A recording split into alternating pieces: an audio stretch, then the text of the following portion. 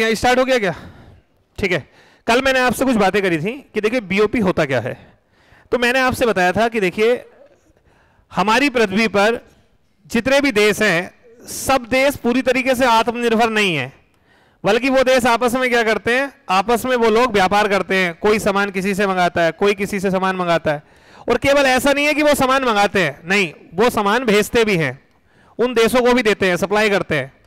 तो ध्यान रखिएगा, जब हम किसी देश से कोई सामान मंगाते हैं तो उसको हम बोलते हैं आयात, और जब सामान हम किसी देश को देते हैं उसे हम बोलते हैं निर्यात। सामान्य तौर पर व्यापार में दो ही चीजें आपको दिखाई देती है, एक दिखाई देता है जिसे आप बोलते हैं आयात, इंपोर्ट, और एक होता है निर्यात यानी एक्सपोर्ट। लेकिन मैं आपसे कहूं कि आयात होता कैसे है, तो आप कहोगे आयात करने के लिए आपको पैसा देना पड़ेगा। आयात करने के लिए आपके यहां से पैसा विदेश में जाएगा, और ये पैसा जो जाता है वो किस रूप में जाता है, विदेशी मुद्रा के रूप में जाता है। ठीक है, अब जिसे ये क्लास नए हैं तो वो इससे पुरानी वाली वीडियो देख लेना, उन्हें समझ में आ जाएगा, उसमें मैंने डिस्कस किया था क्लास में। तो आयात अगर आप करेंगे तो सिंपल सी बात है, आपके यहां से पैसा क्रेडिट होगा या डेबिट होगा? डेबिट होगा। डेबिट का मतलब होता है पैसे का बाहर जाना, पैसा बाहर जाएगा। और अगर आप निर्यात करेंगे तो आपके यहां पर, आपके देश में पैसा क्या होगा, क्रेडिट होगा, यानी पैसा आएगा। ये दो ही चीज होती है, डेबिट और क्रेडिट। मैंने एक एग्जांपल दिया था, मान के चलिए मैं यहां इंडिया में रह रहा हूं ठाकुरद्वारा में, और यहां पर अमेरिका में कोई व्यक्ति बैठा हुआ है। मेरे को वहां की अमेरिका किसी दुकान से मान लो एक साइकिल मंगानी है, मैंने वो साइकिल मंगाई वहां से, तो उस साइकिल की कॉस्ट जो है वो मैंने मान लिया कि वो $1000 है, $1000 उसकी कॉस्ट है। $1000 के हिसाब से आरबीआई का जो एक्सचेंज रेट है वो है कि $1 बराबर 80 रुपए, यानी आप 80 रुपए दोगे तो वो आरबीआई आपको $1 देगा। तो मेरे अकाउंट से क्या होगा, जब मैं उसको $1000 पेमेंट करूंगा तो मेरे अकाउंट से कट जाएंगे 80,000 रुपए, और वो 80,000 रुपए कट के आरबीआई के पास चले जाएंगे, और आरबीआई से $1000 किधर चले जाएंगे, उस व्यक्ति के पास चले जाएंगे। यानी हमारे देश से क्या हो गया, आरबीआई के पास से पैसा क्या हुआ है, डेबिट हो गया, विदेशी मुद्रा डेबिट हुई है। उल्टा कोई वहां का व्यक्ति हो, यहां से मंगाएगा, तो मान लो यहां से वो 80,000 की साइकिल इंडिया से वहां मंगाना चाहता है, तो $1000 उसके से कट जाएंगे, वो आरबीआई के पास चले जाएंगे, और आरबीआई से 1000 रुपए मेरे पास आ जाएंगे। यानी मैं जिस देश में रहता हूं मुझे वहीं की करेंसी मिल रही है, लेकिन ये जो हो रहा है ना, एक्सचेंज हो रहा है, ये काम कर रहा है सेंट्रल बैंक, यानी भारत के लिए जैसे आरबीआई काम करता है वैसे ही बाकी सभी देशों में सेंट्रल बैंक काम करते हैं। अभी दो चीजें होती है, एक डेबिट होता है, एक क्रेडिट होता है। सिंपल सी बात है, क्रेडिट ज्यादा होगा तो जो आरबीआई है उसके पास विदेशी मुद्रा ज्यादा हो जाएगी, और अगर डेबिट ज्यादा होगा तो विदेशी मुद्रा कम हो जाएगी। कम होना घातक स्थिति होती है, बढ़ना अच्छी स्थिति होती है। जब क्रेडिट ज्यादा होता है तो अधिशेष की स्थिति हो जाती है, फॉरेन करेंसी आरबीआई के पास बहुत ज्यादा हो जाती है, और यह अधिशेष की स्थिति है। ध्यान रखना, जब क्रेडिट की स्थिति ज्यादा होगी, डेबिट की स्थिति कम होगी, तब आप कहोगे कि भुगतान संतुलन बढ़िया है। जब डेबिट ज्यादा होगा, क्रेडिट कम होगा, तब आप कहोगे बीओपी बिगड़ रहा है, बैलेंस ऑफ पेमेंट बिगड़ रहा है। तो भुगतान संतुलन क्या होता है, आप कहोगे कि डेबिट और क्रेडिट का लेखा जोखा यानी ब्योरा ही क्या कहलाता है, आपका भुगतान संतुलन कहलाता है। यानी हमने पिछले वर्ष कितना लेन देन किया, कितना सामान मंगाया, कितना पैसा भारत में आया विदेशी मुद्रा, और कितनी विदेशी मुद्रा भारत से बाहर गई, इसका लेखा जोखा क्या कहलाता है, आपका भुगतान संतुलन या बैलेंस ऑफ पेमेंट, जिसे हम बीओपी कहते हैं, बीओपी कहलाता है। आ रही है बात समझ में? अब क्या बात है, अगली बात यह है, अगली चीज यह है कि भुगतान संतुलन कैसे तैयार होता है, और इसमें आता क्या क्या है भुगतान संतुलन में।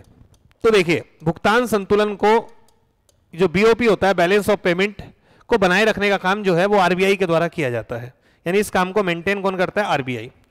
मैं कहूं भुगतान संतुलन क्या है, आप कहोगे कितना विदेशी मुद्रा हमारे देश में आई है, कितना क्रेडिट हुआ है, और कितनी विदेशी मुद्रा हमारे देश से बाहर गई है, इसका लेखा जोखा भुगतान संतुलन कहलाता है। लेकिन विदेशी मुद्रा क्या केवल वस्तुओं के व्यापार से ही भारत में आएगी? नहीं ना, और भी तरीके हैं। क्या क्या तरीके हैं, एक एक करके बात करते हैं। मान लो हमने वस्तु निर्यात करी तो पैसा आ गया, वो तो एक रीजन है ही है।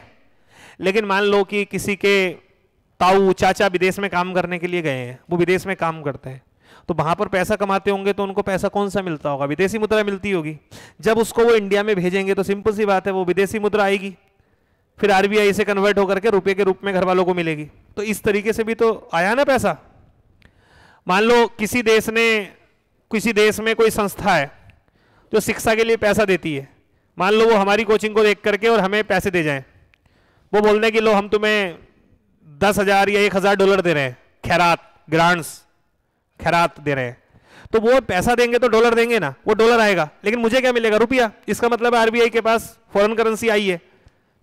तो फॉरेन करेंसी आने के तरीके केवल वस्तुओं का व्यापार नहीं होता है, कई सारे तरीके हैं। कोई ऋण दे, अगर कोई ऋण देगा तो वो भी तो फॉरेन करेंसी आ रही है।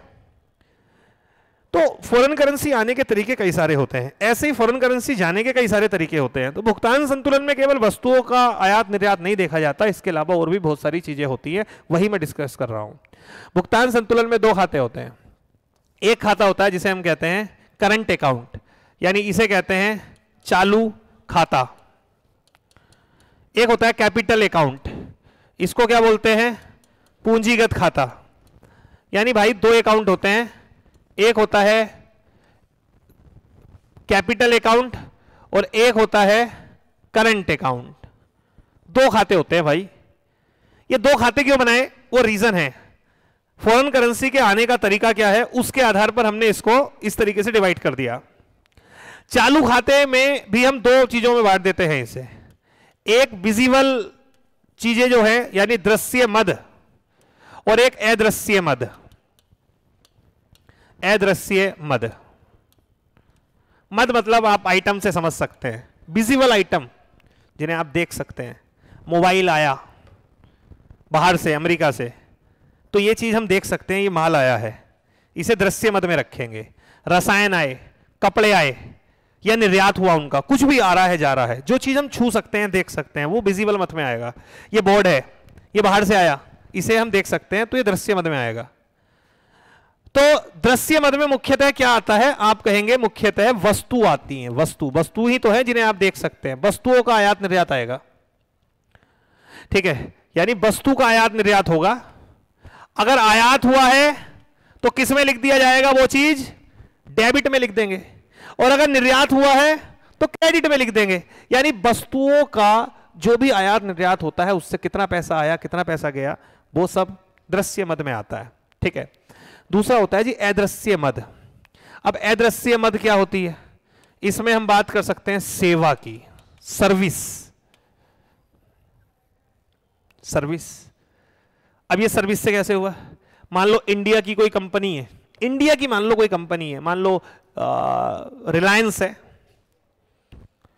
मान लो जियो है, और ये इंडिया में चल रही है। मान लो यही काम अंबानी किसी दूसरे देश में करें, मान लो अमेरिका में जाकर के वो यही काम करें कि भाई हम संचार के लिए अपने टावर वावर ये सब होंगे, उधर के लोग पेमेंट करेंगे ना कंपनी को। पेमेंट किस रूप में आएगा? डॉलर के रूप में आएगा। तो वो इनकम अंबानी की डॉलर के रूप में होगी। उस तरीके से वो हमारे देश का है तो हमारे देश में पैसा आएगा या नहीं आएगा? लेकिन अंबानी वहां से कोई सामान थोड़ी ना हम निर्यात कर रहे हैं, हम क्या दे रहे हैं उनको? सर्विस। इसे छोड़ो, ये और तरीका अलग है, और तरीका बताता हूं। पढ़ाना क्या है? एक सर्विस है। पढ़ाना भी तो एक सेवा होती है, ये सर्विस के अंतर्गत आता है ना। मैं आपको पढ़ा रहा हूं, कोई वस्तु थोड़ी है, विजिबल थोड़ी है कुछ। अब मान लो मैं अपना कोर्स, कोई ऐसा कोर्स बना दूं जो कि इंटरनेशनल मार्केट में डिमांडिंग में रहे।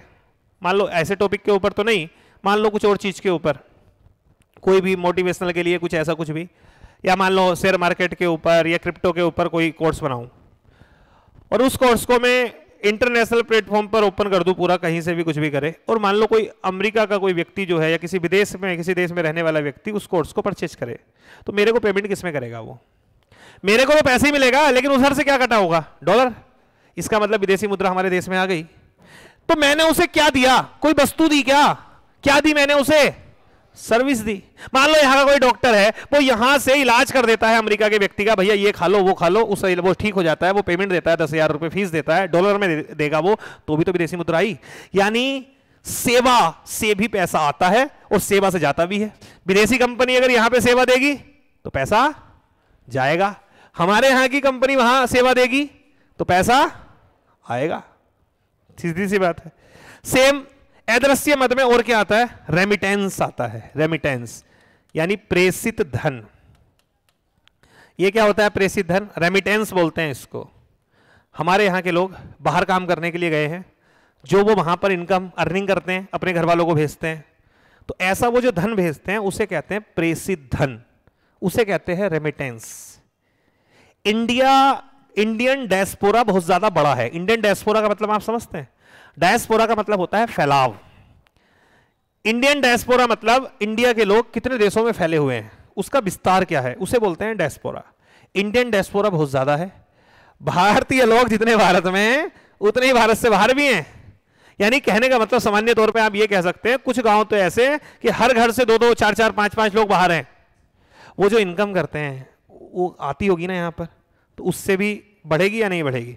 सेम अगर उल्टा हो, विदेशी लोग यहां काम करने के लिए आए तो यहां तो वो रुपए में कमाएंगे, लेकिन जब बाहर जाएंगे वापस तो वो रुपया कन्वर्ट होकर डॉलर से पैसा बाहर चला जाएगा। यानी प्रेषित धन के माध्यम से, जो प्रेषित धन होता है, रेमिटेंस होता है, उसके माध्यम से हमारे देश में पैसा आता भी है, हमारे देश से पैसा जाता भी। इस मामले में हम पॉजिटिव रहते हैं, यानी क्रेडिट ज्यादा होता है, डेबिट कम होता है, क्योंकि हमारे लोग ही ज्यादातर बाहर हैं, बाहर के लोग यहां कम हैं। अगला एक मैं कह सकता हूं खैरात। खैरात कह दो या उपहार कह दो, ठीक है। उपहार, कोई उपहार मिल जाता है मान लो बाहर से, विदेशों से, तो उपहार हमें मिला, कोई खैरात दे गया, कोई 1000 करोड़ की, 10,000 करोड़ की कोई दे गया, तो वो पैसा मिलेगा हमको, तो वो भी तो, उससे भी तो फॉरेन करेंसी बढ़ेगी हमारे यहाँ की। और सेम उल्टा हम जाकर के किसी को दे दें तो पैसा यहां से जाएगा। देखिए इन मामलों में हम क्रेडिट ज्यादा है, यानी इसमें हम जो है फायदे की स्थिति में है, पैसा आता ज्यादा है जाता कम है, क्योंकि तुम्हें पता है हम लोग किसी को ग्रांट्स देंगे थोड़ी, हम लेंगे, तो वही चीज है, उपहार हम लेंगे किसी को देंगे नहीं। इसलिए इन मामलों में क्रेडिट हमारा ज्यादा होता है, हम संतुलन की अवस्था में रहते हैं। मामला बिगड़ जाता है तो यहां पे बिगड़ जाता है वस्तु वाले मामले में। रीजन है क्योंकि यहां पर हम इंपोर्ट ज्यादा करते हैं, एक्सपोर्ट कम करते हैं। इंपोर्ट क्या क्या ज्यादा करते हैं वो मैं भी आपसे बात करूंगा। फिलहाल ये मैंने समझाने के लिए आपको बताया। चालू खाता क्या होता है?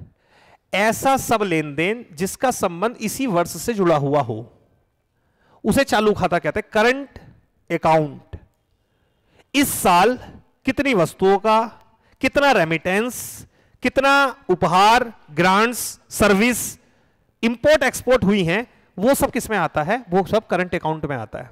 मैंने पेन मंगाया, ये पैसा किधर लिखा गया होगा? दृश्य मद में। और ये चूंकि मैंने बाहर से मंगाया है तो ये पैसा डेबिट में लिखा गया होगा। ऐसी चेयर मंगाई है तो इतने रुपया डेबिट हो गया। हमने यहां से एक्सपोर्ट करी है तो उतना पैसा क्रेडिट हो गया। ये सब लिखा जाता है, ये सब आरबीआई के उसमें नोट होता है। लेकिन ये जितना भी इस वर्ष काम होगा वो सब किस में नोट होगा? चालू खाते में नोट होगा, करंट अकाउंट में नोट होगा, क्योंकि उस पैसे का संबंध इस वित्त वर्ष से है। ठीक है। वस्तुओं की हम बात करें तो दोनों ही काम होते हैं वस्तुओं में, आयात भी होता है और हम लोग निर्यात भी करते हैं। फॉर एग्जाम्पल के लिए जैसे हम आयात किस चीज में ज्यादा करते हैं? आयात में हम क्रूड ऑयल बहुत ज्यादा आयात करते हैं, क्रूड ऑयल। ठीक है। सोना काफी ज्यादा आयात करते हैं हम लोग, ये सब चीजें। ऐसे ही मशीनें, ठीक है, हार्डवेयर, मशीनें काफी ज्यादा हम आयात करते हैं, तो इनमें हमारा बहुत पैसा जाता है। क्रूड ऑयल में, क्रूड ऑयल होता है कच्चा तेल। हमारे यहां पे आपको बताया होता तो है तेल, 2, 4, 5 जगह हैं, मुंबई हाई है, ठीक है, और 1-2 जगह हैं जहां से निकाला जाता है, अलिया बेटा हो गया, और वो 1-2 जगह हो गई, लेकिन उतना नहीं है, तो हमें क्रूड ऑयल आयात करना पड़ता है। अब हम क्रूड ऑयल आयात करेंगे, सऊदी अरबिया से करें या किसी और देश से करें, तो जब हम आयात करेंगे तो यहां से क्या जाएगी? विदेशी मुद्रा जाएगी ना। गांधी जी के बदले थोड़ी मिल जाएगा हमें क्रूड ऑयल, डॉलर देना पड़ेगा, तो विदेशी मुद्रा जाएगी। और हम निर्यात भी करते हैं, निर्यात भी हम सबसे ज्यादा तेल का करते हैं, ठीक है, पेट्रोलियम पदार्थ का ही करते हैं, पेट्रोलियम पदार्थ का ही निर्यात सबसे ज्यादा करते हैं। ठीक है। अभी बजट पेश हुआ है, आंकड़े आ गए होंगे, इकोनॉमी सर्वे पेश हुआ होगा, मैं पढ़ा दूंगा। इसके बाद इकोनॉमी सर्वे का नया डाटा लेटेस्ट अभी पेश हुआ है, आपको समझ में आ जाएगा। लेकिन उसके लिए ये समझना बहुत जरूरी है। तो इसका क्या मतलब, हम सबसे ज्यादा आयात भी इसी का कर रहे हैं और निर्यात भी सबसे ज्यादा इसी का कर रहे हैं। इसका मतलब क्या है? इसका मतलब ये है, देखिए हम क्रूड ऑयल का आयात करते हैं सबसे ज्यादा। क्रूड ऑयल होता है कच्चा तेल जो धरती से निकल करके सीधा सप्लाई दी जाती है जिसकी, वो होता है क्रूड ऑयल, कच्चा तेल होता है। अब उस तेल को हम रिफाइन करते हैं। आपको पता है सबसे बड़ी रिफाइनरी रिलायंस रिफाइनरी है जो कि गुजरात में है, जामनगर में अवस्थित। तो हम रिफाइन करेंगे उसको। रिफाइन मतलब उसका पेट्रोल अलग, ठीक है, दूसरा वाला डीजल अलग, ये अलग, वो अलग, ये सब अलग कर लेते हैं। प्रोडक्ट सब उसी से निकलते हैं ना, कई तरीके के। एलपीजी उसी से निकलेगी, एलपीजी, सीएनजी सब उससे निकाल लिया हमने, अलग अलग कर लिया। उसके बाद जो बढ़िया बढ़िया है वो जिन जिन देशों में डिमांड है सब उसको बेच देते हैं हम लोग। और बाकी जो बचा नीचे का गोल तार वगैरह, वो उसका हमने बेच दिया ऐसी कंपनी को जो सड़क वगैरह बनाती है, अफ्रीका के देशों को बेच दिया। और इस बीच में हमें पैसा कमा लेते हैं, हम पर गैलन का पैसा कमा लेते हैं रिफाइन करने का। तो ये हमारा, इसलिए हम सबसे ज्यादा आयात भी करते हैं, सबसे ज्यादा निर्यात भी करते हैं। तो आयात करते होंगे तो पैसा जाता होगा, और जब निर्यात करते होंगे तो पैसा आता होगा। लेकिन कुछ इंपोर्ट हमारे ऐसे हैं जो बिना मतलब के हो रहे हैं, जिससे बेमतलब हमें नुकसान हो रहा है, पैसा जा रहा है बेमतलब। उसमें इंपोर्टेंट है गोल्ड। भारत में, इंडिया में गोल्ड की खपत बहुत ज्यादा है। गोल्ड की खपत होने का मेन रीजन है इंडिया का ट्रेडिशनल होना, ज्यादा पारंपरिक होना। गोल्ड का पहले से ही बहुत बड़ा स्थान रहा है, आप भी जानते हैं। तो शादी ब्याह में सोने का चलन, ये सब चलन, ये बड़ा हमारे लिए घाटा पैदा कर रहा है, चालू खाता घाटा।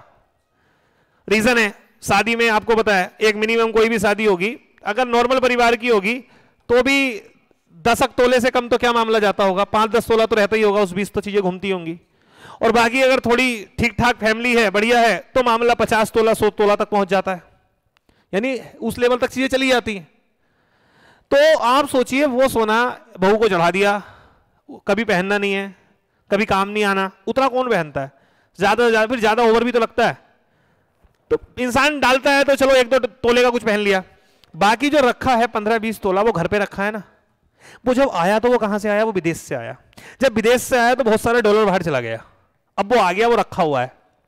फिर नई शादी होगी, इनके बच्चे होंगे, इनकी शादी होगी, फिर जाएगा डॉलर बाहर, फिर आएगा, फिर वो सोना रखा है, फिर डॉलर जाएगा, फिर आएगा। कंटिन्यू क्या हो रहा है?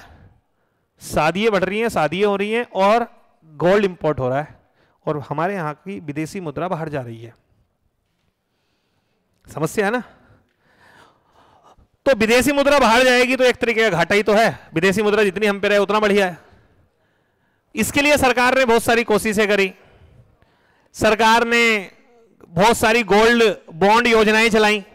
आपने पीछे सुना होगा कि जिन लोगों के घर में सोना रखा है वो उसे रख दीजिए बैंक में, तो बैंक वाले उनको ब्याज देंगे, ये सब देंगे। उससे हमने सोचा कुछ फायदा हो जाए। लोगों के घरों में किलो के हिसाब से सोना है, वो अगर बैंक में ले जाके रख दें सोने को, तो हम यहां का सप्लाई यहीं घुमाते रहेंगे। फॉर एग्जाम्पल के लिए, किसी फैमिली के पास सोना है, उसने रख दिया, अब उसको ब्याज जाता रहेगा 5% का या 6% का जा रहा है उसको, और उसका सोना हमारे देश में सप्लाई होता रहेगा उस तरीके से। तो ये चैन इस तरीके से शुरू हो जाएगी, यानी लोगों का सोना लोगों में ही घूमेगा। उनको ये भी रहेगा मेरे पास सोना है, क्योंकि उनको वो बॉन्ड मिला हुआ है, और बदले में वो ब्याज खाते रहेंगे। लेकिन सोना तो है नहीं ना, वो सोना जो बाहर से सप्लाई पूरी कर रहा था, उस सोने को हमने देश के सोने से ही पूरा कर दिया। तो ऐसी बहुत स्कीम इसलिए शुरू की गई जिससे कि सोने का हमें ज्यादा आयात ना करना पड़े। खाने की चीजों का बहुत आयात करते हैं हम लोग, ठीक है। खाने की चीजों में मुख्यतः जैसे मस्टर्ड ऑयल भारत में नहीं होता, सरसों का तेल होता है, बहुत इतना नहीं होता कि जितने कंज्यूमर हैं उतना जो है वो भारत में उत्पादन नहीं हो रहा। तो मस्टर्ड ऑयल को हमें आयात करना पड़ता है, सरसों के तेल को। सरसों का तेल लोगों को ज्यादा पसंद है, कहते हैं देसी तेल है, बढ़िया रहता है। उसके लिए हमने सोचा सरसों का तेल आयात कम करना पड़े। हम सोच रहे हैं और किसी तेल लोग खाना शुरू कर दें, इसलिए भारत सरकार पाम ऑयल को ज्यादा प्रमोट कर रही है। पाम ऑयल, ताड़ का तेल, बहुत सारे रीजन जुड़े हुए हैं। और इंपोर्ट ऐसे बंद भी थोड़ी हो जाएगा। मशीनें, भारत में आप जानते हैं औद्योगिकरण बहुत ज्यादा हुआ नहीं, तो ज्यादातर मशीनें आज भी हमें बाहर से लानी पड़ती है। भारत में कहाँ बन रही हैं? भारत में तो मोबाइल जैसी मशीनें भी अब बननी शुरू हुई हैं। ये तो चलो छोटी मशीन है, लेकिन बहुत बड़ी बड़ी मशीनें जितना कंपनियों जो फैक्ट्रियों में लगती हैं, सब लगती हैं, वो सब हमारे देश से बाहर बनती हैं। हमारे देश में नहीं बनती। रीजन है क्योंकि अंग्रेजों के समय विकास वो हो ही नहीं पाया। वो तो अब मोदी जी आके बात कर रहे हैं made in India, make in India, तब देखो शायद कुछ हो जाए। तो कितना आयात किसका होता है, कितना निर्यात होता है, वो मैं दूंगा आपको आंकड़े में। फिलहाल अभी तो इसे समझने की जरूरत है। ये किस में आता है, आपका विजुअल आइटम्स में आती हैं चीजें, वस्तुओं का। इसके अलावा अदृश्य वन में क्या क्या आता है, सर्विस, वो हम देंगे, हम उनको देंगे तो पैसा आएगा, वो हमें देंगे तो पैसा, रेमिटेंस, उधर से आएगा तो पैसा बढ़ेगा, क्रेडिट होगा, इधर से जाएगा तो डेबिट होगा। खैरात हमें मिलेगा तो क्रेडिट, यहां से जाएगा तो डेबिट। ये होता है करंट अकाउंट। अब टोटल चालू खाते के क्रेडिट और टोटल चालू खाते के डेबिट में अगर डेबिट ज्यादा है, डेबिट मतलब होता है पैसे का जाना, पैसा गया ज्यादा है, आया कम है, इसका मतलब घाटा, और यही घाटा कहलाता है चालू खाता घाटा, करंट अकाउंट डेफिसिट, यानी CAD, current account deficit. Current account deficit क्या है? करंट अकाउंट डेफिसिट का मतलब है इस वर्ष में हमने करंट अकाउंट में जितना वस्तुओं का, मतलब जो वस्तुओं का आयात हुआ है, सेवाओं का आयात हुआ है, वो सब ज्यादा रहा निर्यात की अपेक्षा, जिसके कारण से पैसा डेबिट ज्यादा हुआ है, क्रेडिट कम हुआ है, और जिसके चलते सामने आता है CAD, चालू खाता घाटा। समझ रहे हैं चालू खाता घाटा क्या होता है? चालू खाता घाटे का मतलब होता है जब चालू खाते में डेबिट ज्यादा हो, पैसा बाहर ज्यादा जाए और क्रेडिट कम हो, तो उस घाटे को क्या कहा जाता है? चालू खाता घाटा कहा जाता है। आई बात समझ में? अब आते हैं जी पूंजीगत खाते में क्या आता है। पूंजीगत खाते में मैं बात करूंगा ऐसा पैसा जिसका संबंध इस वित्त वर्ष से नहीं है। इसका मतलब क्या है मैं आपको समझाता हूं। पूंजीगत खाते में वैसा पैसा आता है जैसे विदेशी ऋण, यानी हमने ऋण लिया, ऋण के साथ क्या है, आज लिया है कल वापस देना पड़ेगा। आज तो आ गया वो पैसा, लेकिन कल वो वापस जाएगा। दूसरा FDI, यानी निवेश, मैं लिखता हूं यहां पर निवेश, इन्वेस्टमेंट, विदेशी निवेश। पूंजीगत खाते में दो चीज इंपॉर्टेंट है। एक तो है हम अगर विदेशों से ऋण लेते हैं, मान लो अमेरिका से हम कहते हैं भैया $10,000 हमको ऋण दे दो, उसने दे दिया, तो भी तो हमारे यहां पर आया ना फॉरेन करेंसी, लेकिन वो कैपिटल अकाउंट में लिखा जाएगा, उधर नहीं लिखा जाएगा। उधर तो वो ही लिखा जाएगा जो इससे जुड़ा हुआ हो, इससे केवल वो लिखा जाएगा। लेकिन अगर ऋण लिया है हमने तो वो इस खाते में नहीं लिखा जाएगा, वो इस खाते में लिखा जाएगा। दूसरा है जी निवेश। निवेश क्या होता है?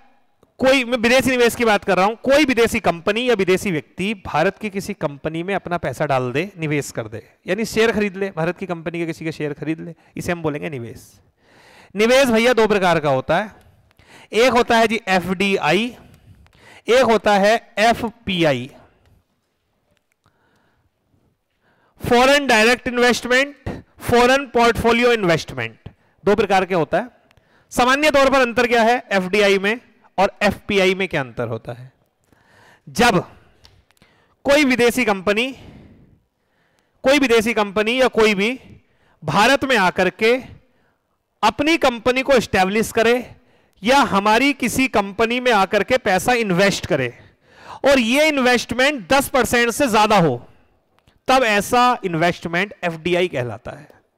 फॉर एग्जाम्पल, इंडिया की कोई कंपनी है, भारत की इंडिया की कोई कंपनी है और विदेश की कोई कंपनी अगर इसके शेयर खरीदे और इसके शेयर वो ऐसे खरीदे कि 1%, 2%, 3%, तब आप इसे FDI नहीं कहेंगे। जब तक इन्वेस्टमेंट 10% से कम है तब तक ये कहलाएगा पोर्टफोलियो इन्वेस्टमेंट। ये पोर्टफोलियो इन्वेस्टमेंट है। लेकिन अगर इन्वेस्टमेंट बहुत बड़ा है, 10% से ज्यादा है, 20%, 30%, 50%, 80%, 100%, 10 से ज्यादा है, तब हम उसे बोलेंगे क्या? FDI। तो निवेश दो प्रकार का होता है, एक होता है FDI, एक होता है FPI। दोनों में बड़ा अंतर क्या है? FDI स्टेट जो इन्वेस्टमेंट होता है ना, ये सस्टेनेबल होता है, ये सस्टेनेबल है। ये सस्टेनेबल मतलब ये थोड़ा सा कहूंगा मैं, सस्टेनेबल से बेहतर रहेगा शब्द हम यूज करें स्थायी। क्योंकि किसी कंपनी ने आधी कंपनी में इन्वेस्ट कर दिया, 50% खरीद ली, 70% खरीद ली, इसका मतलब वो कंपनी उसकी हो गई। अब इसके हित अहित सब इस व्यक्ति से जुड़े हुए हैं। कोई अगर ट्रेजेडी होगी ना तो ऐसा नहीं है छोड़ के भाग जाएगा, नहीं भाग सकता छोड़ के, क्योंकि बहुत बड़ा उस कंपनी का बहुत बड़ा अंश इसके पास है। एफपीआई में क्या है, बहुत छोटा इन्वेस्टमेंट है। 100 करोड़ की कंपनी में 10 लाख रुपए इन्वेस्ट कर रखे हैं। कल को लगेगा कंपनी के साथ दिक्कत है, अपना इंसान शेयर बेचेगा, भाग जाएगा। तो ये एफपीआई और एफडीआई में बड़ा अंतर होता है। एफडीआई बड़ा इन्वेस्टमेंट होता है और एफपीआई छोटा इन्वेस्टमेंट होता है। अब देखिए जो एफडीआई है ना, ये भी दो प्रकार का होता है। एक होता है ग्रीन फील्ड एफडीआई और एक होता है ब्राउन फील्ड एफडीआई। दोनों में क्या अंतर है? Green field and brown field FDI में क्या अंतर है? ग्रीन फील्ड एफडीआई और ब्राउन फील्ड एफडीआई। देखिए विदेश की कोई कंपनी भारत में आती है, निवेश करती है। निवेश करने का मतलब है वो अपनी कंपनी खोलती है। खोलने का मतलब लैंड रिक्वायर करी, पहले जमीन खरीदी, जमीन खरीदने के बाद प्लांट लगाया, लगाने के बाद फिर उसको शुरू किया। ऐसा इन्वेस्टमेंट अगर किया जाता है तो इसे बोला जाता है आपका ग्रीन फील्ड एफडीआई। नए तरीके से एफडीआई आया पूरा, नया बैंक खुला, विदेशी बैंक कह रहा भारत में, उन्होंने विदेशी बैंक है भारत में खोला, उन्होंने अपना जमीन रिक्वायर करी, अपनी शाखा खोली, ये ग्रीन फील्ड एफडीआई है। अपना मार्ट बनाया, अपना कुछ बनाया, ये ग्रीन फील्ड है। इसे हम ग्रीन फील्ड क्यों कह रहे हैं?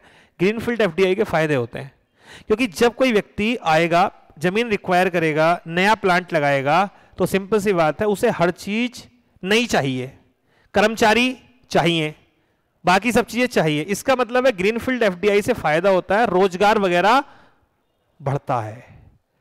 कोई कंपनी अगर कोई बताओ विदेशी बैंक यहां पर आएगा तो क्या फिर वो अपने यहां पे कर्मचारी नहीं रखेगा? विदेश से थोड़ा जाएगा, ये भी तो एफडीआई है।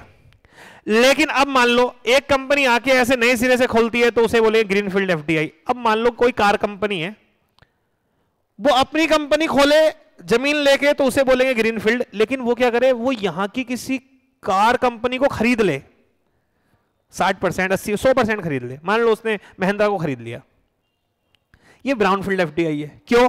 क्या वो आकर के जमीन रिक्वायर करेगी? क्या नए रोजगार निकालेगी? नहीं, क्योंकि वो तो पहले से है, बस उसने इन्वेस्ट कर दिया। तो ब्राउन फील्ड एफडीआई उतना ज्यादा इकोनॉमी के लिए फायदेमंद नहीं होता जितना ग्रीन फील्ड होता है, क्योंकि ग्रीन फील्ड एफडीआई से रोजगार वगैरह ये सब चीजें बढ़ती है और ब्राउन फील्ड से ये वाली चीजें नहीं बढ़ती है। तो एफडीआई दो पे, ऐसी मैं कह रहा हूं हमारे यहां के बैंक को कोई विदेशी बैंक खरीद ले तो ब्राउन फील्ड एफडीआई, और अगर वो बैंक पूरा नए सिरे से आए तो ग्रीन फील्ड एफडीआई। और एफपीआई क्या होता है? आप कहोगे छोटा इन्वेस्टमेंट, 10% से टोटल इक्विटी में 10% से कम इन्वेस्टमेंट एफपीआई होता है। एफपीआई दो प्रकार का हो सकता है कि ये जो एफपीआई है ये किसी संस्था ने किया हो। संस्था मतलब समझ रहे, कोई संस्था हो, कोई कंपनी, कोई संस्था, और आपस में वो मिलके वो आ गए हो एक साथ।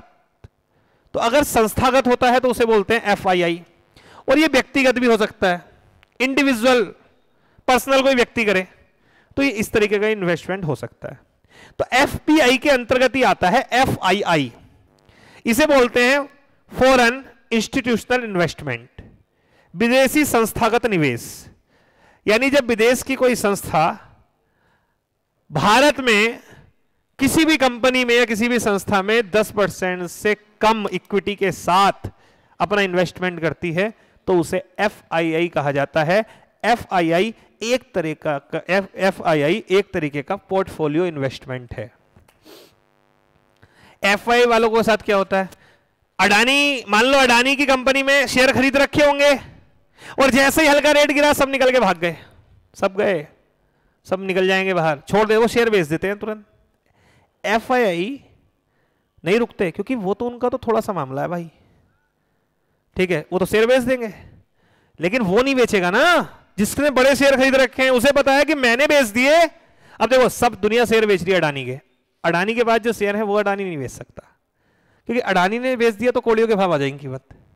वो नहीं, वो रोक के रखेगा, वो अभी भी रोक रहा होगा उसको, अभी भी कैप्चर कर रहा होगा जितनी उसके पास वो चीजें होंगी। रीजन है, उसे पता है कैप्चर करूंगा तो ही मार्केट इसका रेट रुक पाएगा। तो जब बेचते हैं ना, अभी देखो आप अडानी के शेयर का वो देखो ग्राफ कैसे गिरा है, सीधा ऐसे आया है। मैंने बोला था ना, एक बार मार्केट में र्यूमर आ गया, एक बार अफवाह फैल गई, फिर रोक नहीं सकता कोई, पूरी मार्केट वेरिस हो गई। अफवाह क्या आई, केवल एक यूरोप की कोई कंपनी थी हिंडन नाम की, उसने कुछ आरोप लगा दिया कि ऐसा है वैसा है, बस केवल एक अफवाह ने सड़क पे ला दिया, अडानी का गुब्बारा फूट गया। ठीक है, तो वो कह ही रहे थे उस शो में, रजत जो आता है ना वो शो, कौन सा, अदालत वाला, रजत शर्मा का आता है आपकी अदालत, तो उसमें वो कह ही रहे थे किसी दिन अगर ये अडानी का गुब्बारा फूटा तो क्या होगा। तो गौतम अडानी कह रहे थे कि नहीं, हमारा सब कुछ बहुत क्लियर है, ये सब चीज़ है। और उस दिन वो मैंने कुछ ही दिन पहले देखा था, 10-15 दिन पहले वो चीज़, और ये हो गई अब। ठीक है, हाँ हाँ, फूट गया गुब्बारा। तो ये समझ में आया एफडीआई क्या होता है, ये सब चीजें कैसे होती। अब आप देखिए, क्या एफडीआई से विदेश हमारे यहां पैसा आएगा या नहीं आएगा? आएगा ना। कैसे आएगा पैसा? आप कहोगे सर, मान लो अगर विदेशी लोग यहां पर इन्वेस्टमेंट करेंगे, मान लो महिंद्रा कंपनी को खरीदते हैं, वो महिंद्रा कंपनी के लिए 100 करोड़ रुपए इन्वेस्टमेंट करना है, तो वो पैसा कैसे लेके आएंगे? डॉलर के फॉर्म में आएगा या नहीं आएगा? जमीन रिक्वायर करेंगे तो डॉलर के फॉर्म में पैसा आएगा, कन्वर्ट होगा। तो एफडीआई, एफआईआई, एफपीआई, ये सब तरीके भी हैं जिससे हमारे देश को पैसा मिलता है, हमारे देश में पैसा आता है। और मैं कह रहा हूं बहुत पैसा आता है इस वाले रूट से। इसमें तो हम घाटे में रहते हैं, इसमें तो हमें घाटा रहता है, चालू खाता घाटा, हम उसमें प्रॉफिट में रहते हैं क्योंकि एफडीआई बहुत आ रहा है। और ये आया कब एफडीआई? 1991 के बाद, क्योंकि हमने एलपीजी पॉलिसी को अपना लिया, चीजें हमने लिबरलाइज कर ली, प्राइवेटाइजेशन कर दिया, ग्लोबलाइजेशन कर लिया, तभी तो ये आया है। अब आप ये बताओ, अगर आरबीआई के पास विदेशी मुद्रा ज्यादा होगी तो रुपया कमजोर होगा या मजबूत होगा? मजबूत होगा। विदेशी मुद्रा ज्यादा होगी, इसका मतलब है विदेशी मुद्रा कमजोर होगी, जो चीज ज्यादा होगी वो कमजोर होगी ना। आरबीआई के पास जितनी विदेशी मुद्रा ज्यादा होगी उतना विदेशी मुद्रा कमजोर होगी, रुपया स्ट्रांग होगा। स्ट्रांग का मतलब होता है अगर $1 बराबर 80 रुपए है और $1 बराबर 50 रुपए हो गया तो मतलब आप कहिए रुपया मजबूत हो गया। अगर $1 बराबर 100 रुपए हो गया तो रुपया कमजोर हो गया। तो अब मेन बात आती है कि सर जी रुपया मजबूत क्यों नहीं हो रहा? रुपया मजबूत होगा, अभी एफसीआर को बढ़ने दो, फॉरेन करेंसी रिजर्व को धीरे धीरे और बढ़ने दो, रुपया स्ट्रांग होगा। ठीक है, लेकिन लफड़ा जो है ना, जो मेन इफेक्ट डालते हैं वो डालते हैं ये एफआईआई वाले। ये तुरंत भाग जाते हैं निकल के, ये हल्का सा भागते हैं, शेयर मार्केट ये अपना पैसा लेके भाग जाते हैं, डॉलर को वो कर देते हैं, मजबूत कर देते हैं। क्योंकि जब ये वापस जाएंगे तो अपना प्रॉफिट, अपना पैसा डॉलर के फॉर्म में लेके भागेंगे ना। जब डॉलर के रूप में लेके जाएंगे तो एफसीआर कम हो जाएगा, और जब आएंगे तो एफसीआर बढ़ेगा। तो हल्का सा आपको ने देखा होगा, जैसे क्या होता है, जैसे भारत में कहीं पर चुनाव होंगे किसी स्टेट में, और आप देखोगे कि केंद्र में भाजपा की सरकार है और उस राज्य में अगर माहौल बन रहा है कि सरकार भाजपा की आएगी, तो आप देखना शेयर मार्केट ऊपर जाएगा।